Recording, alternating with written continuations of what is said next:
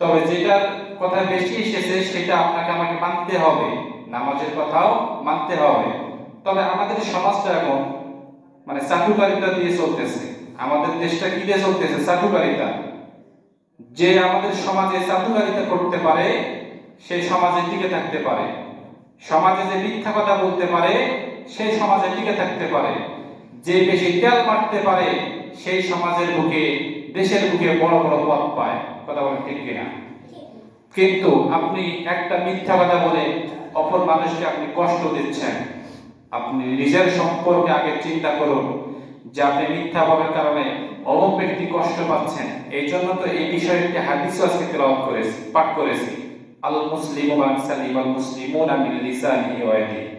খাঁটি মুসলমান ওই ব্যক্তিকেই খাঁটি মুসলমান বলা হয় যাহার হাত, পা, মুখ, চোখ, নাক, শরীরের অঙ্গ প্রত্যঙ্গ হইতে অপর একটা মুসলমান ভাই নিরাপদ থাকে। খাঁটি মুসলমান শুধু নামাজ পড়লেই যে মুসলমান তা কিন্তু না।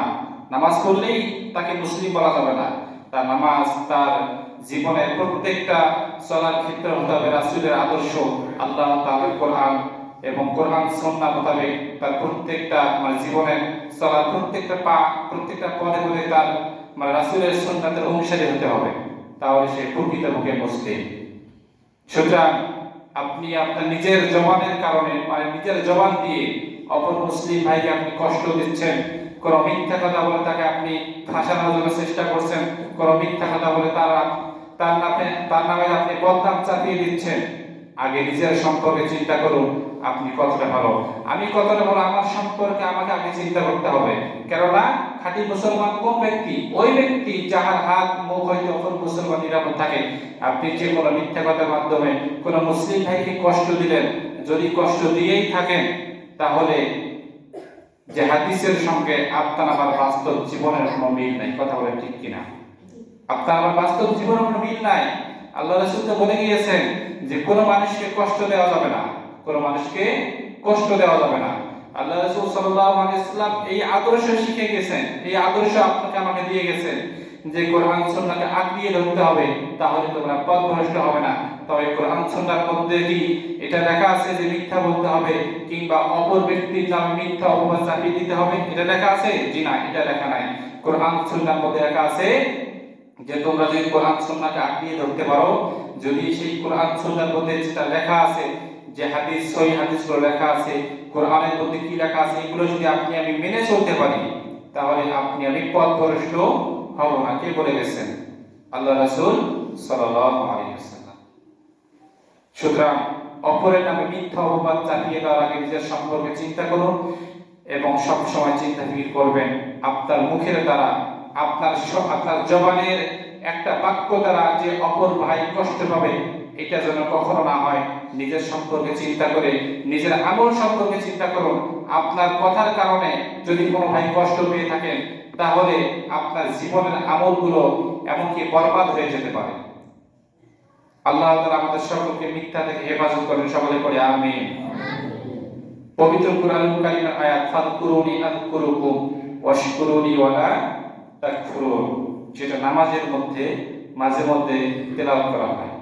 আমরা এটা অনেকেই জানি, অনেকের সুপরিচিত আয়াত। তবে আল্লাহ তাআলা এই আয়াতের মধ্যে কি বলেছেন এটা আমাদের অনেকের জানার বাইরে। কুরআনুল কারীমের মধ্যে এমনও আয়াত আছে যে চোরকে ধরলে চোরের হাত কেটে দাও, আয়াত পড়ি, কিন্তু আয়াতের মধ্যে কি আছে এটা আমাদের জানার বাইরে। কথা বলেন ঠিক কিনা? কোরআনের মধ্যে এমনও আয়াত আছে জিনাকারীকে ধরলে জিনাকারী কি করো? তাকে ৮০টা বেতের আঘাত করো এবং তাকে জমিনের মধ্যে পাথর, জমি গর্ত করে সেই গর্তের মধ্যে তাকে পাথর দিয়ে মেরে তাকে হত্যা করো। আয়াত পড়ি, কিন্তু আয়াতের মধ্যে কি আছে এটা আমাদের অনেকের জানা নাই। সুতরাং আজকে যে আয়াতে কারিমা তেলাওয়াত করা হয়েছে, ফাযকুরুনি আযকুরুকুম ওয়াশকুরুনি ওয়ালা তাকফুরুন, সকলের একটা পরিচিত আয়াত। কিন্তু আল্লাহ পাক রব্বুল আলামিন এত সুন্দর একটি আয়াতের মধ্যে কি বলেছেন এটা আজকে আমরা জানবো। এবং বুখারী ও মুসলিমের ১৭৪ নম্বর হাদিস এবং মুসলিম শরীফের 174 নম্বর হাদিস, বুখারী শরীফের 1712 নম্বর হাদিস থেকে আমরা কথা শুনবো। আল্লাহ তাআলা যদি সেই সময়টা আমাদেরকে দান করেন। আল্লাহ তাআলা বলেছেন, ফাযকুরুনি আযকুরুকুম, ও আমার বান্দারা তোমরা আমাকে ডাকো, ওয়াশকুরুলি ওয়ালা তাকফুরুন, তোমরা যদি আমাকে সঠিক সময়ে, তোমরা যদি আমাকে সঠিক নিয়মে ডাকতে পারো, আমি আল্লাহ পাক রব্বুল আলামিন তোমাদের জন্য, তোমরা যদি আমাকে ডাকো সঙ্গে সঙ্গে আমি তোমাদের ডাকে সাড়া দিয়ে তোমাদের জন্য 10 ধাপ রাস্তা গিয়ে যাই। সুবহানাল্লাহ। তাহলে চিন্তা করুন, ফাযকুরুনি, তোমরা আমাকে ডাকো, আযকুরুকুম, তোমরা আমাকে স্মরণ করো, ফাযকুরুনি আযকুরুকুম ওয়াশকুরুনি ওয়ালা তাকফুরুন, তাহলে তোমরা আমাকে ডাকা মাত্র আমি তোমাদের ডাকে সাড়া দিয়ে 10 ধাপ রাস্তা গিয়ে যাই। সুবহানাল্লাহ। তাহলে আল্লাহ তাআলাকে ডাকলে আপনার আমার কোনো ক্ষতি নাই, আল্লাহ তাআলাকে স্মরণ করলে আপনার আমার কোনো লস নাই, বরঞ্চ লাভ আছে, ফায়দা আছে, উপকার আছে। কিন্তু আপনি আমি আল্লাহ তাআলাকে ডাকতে চাই না, আল্লাহ তাআলাকে ডাকতে চাই না। হ্যাঁ, আল্লাহ তাআলাকে ডাকি, কখন ডাকি জানেন? আল্লাহ তাআলাকে ডাকি যখন আপনি আমি কোনো কঠিন বিপদের সম্মুখীন হই, তখন আল্লাহকে স্মরণ করি। যখন কঠিন কোনো বিপদের সম্মুখীন হব তখন আল্লাহকে স্মরণ করব। এটা হলো মুসলিম জাতির একটা স্বভাব, এটা মুসলিম জাতির কি স্বভাব। অথচ আল্লাহ তাআলাকে হাঁটতে, চলতে, উঠতে, বসতে, প্রত্যেকটা কাজের ক্ষেত্রেই আল্লাহকে স্মরণ করা উচিত। আর আল্লাহকে স্মরণ করলে আপনার আমার অনেক লাভ আছে, অনেক ফায়দা আছে। তিনি যে আপনার আমার দিকে 10 ধাপ রাস্তায় এগিয়ে আসেন, এটা কি মানে ছোট কোনো কথা মনে করছেন? জি না, এটা কোনো ছোট কোনো কথা নয়, এটা অনেক বড় একটা কথা, অনেক বড় একটা ফজিলতপূর্ণ কথা। দুনিয়ার জমিনে কোন প্রভাবশালী মানুষ যদি একজন সাধারণ মানুষের দিকে আসে, সাধারণ মানুষের বাসায় আসে, তাহলে মানুষ বলতে থাকে যে এত সম্মানী ব্যক্তি, এত প্রভাবশালী ব্যক্তি যে আব্দুর রাজ্জাকের বাড়িতে আসছে, চলো দেখে আসি, কিংবা তার প্রশংসা করা হয়। কথা বলে ঠিক কিনা? সুতরাং আল্লাহ তাআলাকে আপনি স্মরণ করা মাত্র আল্লাহ তাআলা যে আপনার দিকে 10 ধাপ রাস্তা এগিয়ে আসেন, এর থেকে বড় সুসংবাদ আমার মনে হয় আর কিছু হতে পারে না। কেননা যার দিকে আল্লাহ তাআলা আসেন, যিনি মহান আল্লাহ, যিনি স্রষ্টা, যিনি আপনাকে আমাকে সৃষ্টি করেছেন, তিনি আপনার আমার দিকে এগিয়ে আসতেছেন, এটা তো একটা মহা সুসংবাদ। কথা বলে ঠিক কিনা? সুতরাং ফাযকুরুনি আযকুরুকুম, আল্লাহকে স্মরণ করতে হবে। কিসের মাধ্যমে? কিসের মাধ্যমে স্মরণ করব? যে এমনি আল্লাহকে স্মরণ করব? জি, আল্লাহ তাআলাকে সব সময় স্মরণ করা যায়, নামাজে স্মরণ করা যায়, হাঁটতে স্মরণ করা যায়, উঠতে, বসতে, চলাফেরায় সব সময় স্মরণ করা যায়। এবং কোরআন তেলাওয়াতের মাধ্যমেও আল্লাহ তাআলাকে স্মরণ করা যায়। আল্লাহ তাআলাকে স্মরণ করতে হবে। তবে কোরআন তেলাওয়াতের মাধ্যমে যে আল্লাহ তাআলাকে স্মরণ করতে হবে, আমরা অনেকেই কোরআনুল কারীম তেলাওয়াত করতে পারি না। কথা বলে ঠিক কিনা? এই কোরআনুল কারীম তেলাওয়াত করা, কোরআনুল কারীম শিক্ষা গ্রহণ করা, সহিষ্ণুভাবে শিক্ষা করা প্রত্যেক জাতি, প্রত্যেক মুসলিম ভাইদের জন্য ফরজে আইন। ফরজে আইন, যেটা আপনাকে আমাকে পড়তেই হবে। পড়তে না পারলে, যদি কোরআন শিক্ষা না করে সেই কবরের মধ্যে যাই, তাহলে কিয়ামতের মাঠে, কিয়ামতের ময়দানে আপনি কোরআনের কোনো সহযোগিতা, কোরআনের কোনো সুপারিশ পাবেন না। সূরা মুলুকের একটা আমলে আমাদের ওস্তাদের কাছ থেকে শুনেছিলাম, যদি কোনো ব্যক্তি সূরা মুলুক তেলাওয়াত করে প্রত্যেক ইশার নামাজের পরে, তাহলে ওই ব্যক্তির কবরের মধ্যে কোনো আযাবের ফেরেশতাকে ঢুকতে দেওয়া হবে না। যখন কোনো আযাবের ফেরেশতা আসবে, সূরা মুলুক বলবে, আমাকে দুনিয়াতে আমল করেছে, আমাকে দুনিয়াতে তেলাওয়াত করেছে, মেহনত করেছে, সুতরাং এই কবরের মধ্যে কোনো আযাবের ফেরেশতাকে আসতে দেওয়া হবে না, তোমরা অন্য জায়গায় চলে যাবে। সকলে পড়ি সুবহানাল্লাহ। তাহলে আপনি যদি তিলাওয়াত না জানেন, আপনি কি সূরা মুলুক পড়তে পারবেন? পারবেন না। যদি তিলাওয়াত না জানেন, সূরা মুলুকের আমল আপনি জানবেন না। সুতরাং কোরআন শিক্ষা গ্রহণ করা প্রত্যেক মুসলিম ভাইদের জন্য ফরজে আইন, যেটা পড়তেই হবে। অথচ এই কোরআন শিক্ষার পিছনে আমাদের কোনো গুরুত্ব নাই, আমাদের সন্তানদের, গার্ডিয়ানদের কোনো গুরুত্ব তেমন আছে, গুরুত্ব আছে, তবে অনেকের গুরুত্ব নাই, অনেকের গুরুত্ব নাই। একজন ডিসি আপনার বাড়িতে একটা চিঠি পাঠিয়েছে, এখন আপনি চিঠিটা পড়তে পারতেছেন না, এই চিঠি নিয়ে গেছে অন্য কোনো ভাইয়ের বাসায়, ভাই দেখুন তো আমাদের ডিসি সাহেব একটা চিঠি পাঠিয়েছেন, এই চিঠির মধ্যে কি লিখেছেন এটা আমি বুঝতে পারতেছি না। যে ভাইয়ের কাছে নিয়ে গেছেন ওই ভাইও পড়তে পারে না, তার কারণ চিঠির মধ্যে কিসে লেখা আছে?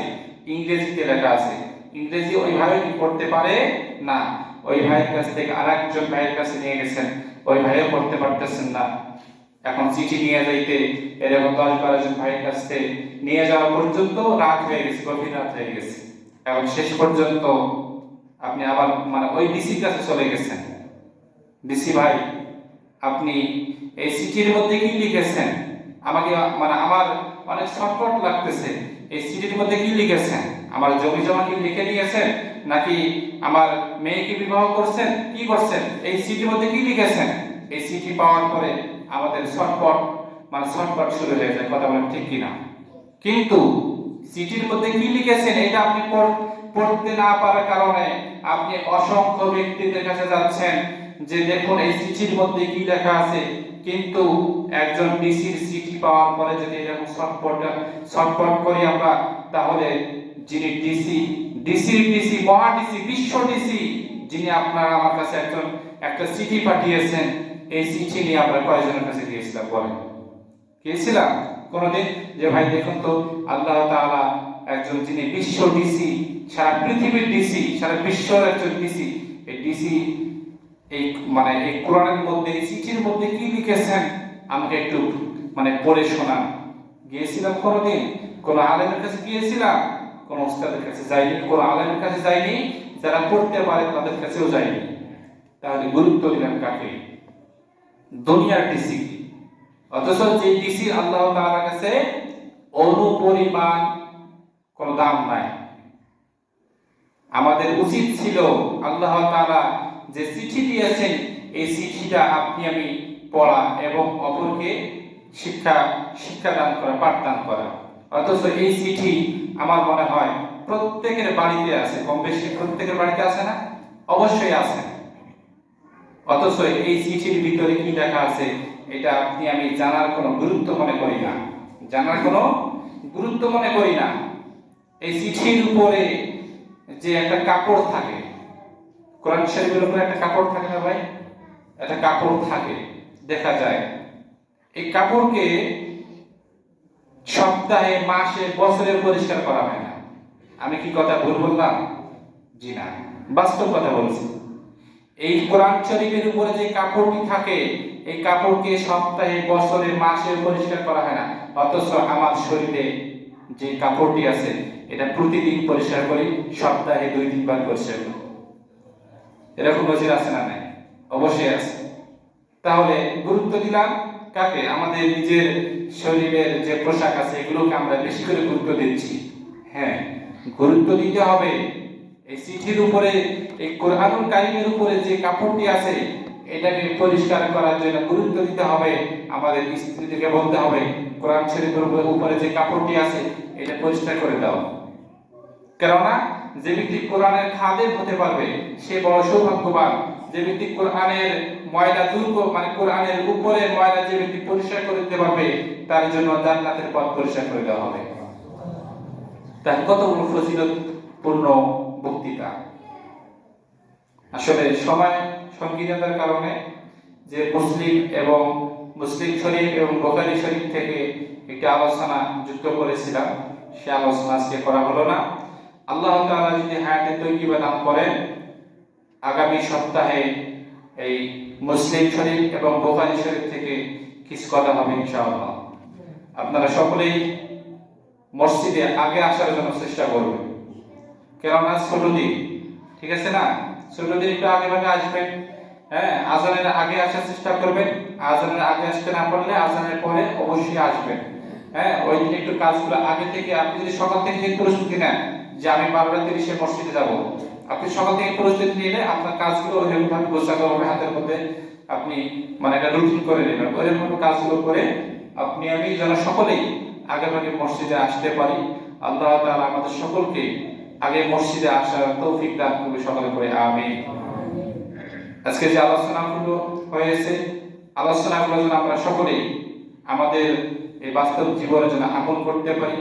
আল্লাহ তাআলা আমাদের সকলকে আজকের আলোচনা অনুযায়ী নিজের জীবনে আমল করার তৌফিক দান করে, সকল করে আমিন। এই বলে আমার সংক্ষিপ্ত আলোচনা এখানে। আসসালামু আলাইকুম ওয়া রাহমাতুল্লাহি ওয়া বারাকাতুহু।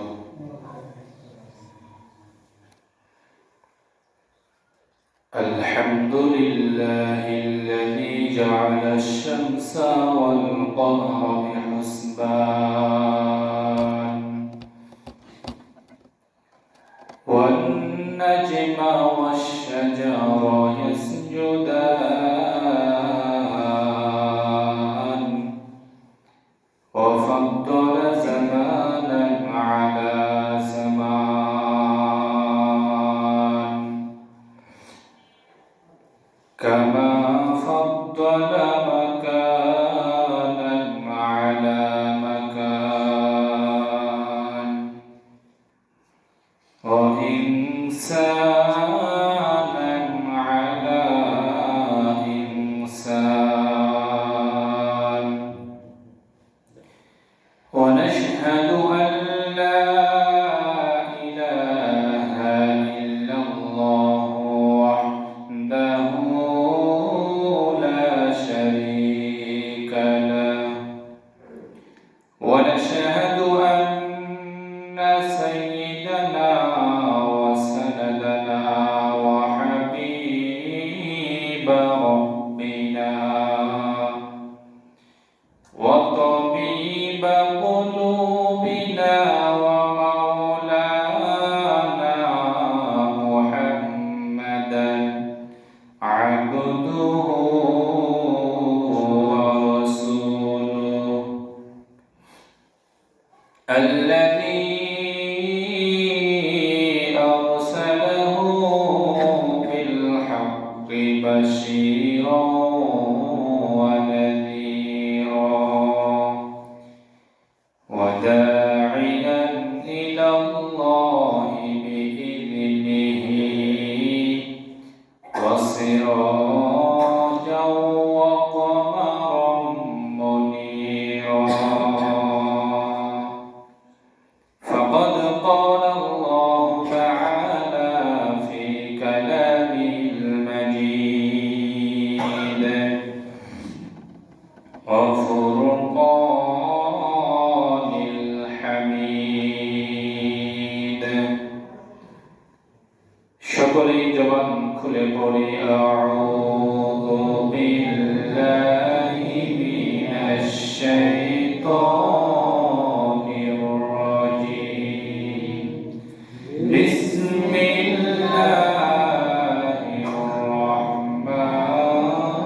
রাহমানির রাহিম। বিতাড়িত শয়তান থেকে আল্লাহর কাছে আত্মরক্ষা করছি। সকলেই গভীর মনোযোগ দিয়ে কোরআনুল কারীমের আয়াতে কারিমা শ্রবণ করব, কেননা আল্লাহ তাআলা পবিত্র কোরআনে ঘোষণা করেন যে যেখানে বা যে স্থানে যেখানে আল্লাহ তাআলার কালামে পাক থেকে নবী রাসূলগণের অসংখ্য হাদিস থেকে যেখানে আলোচনা হবে সেই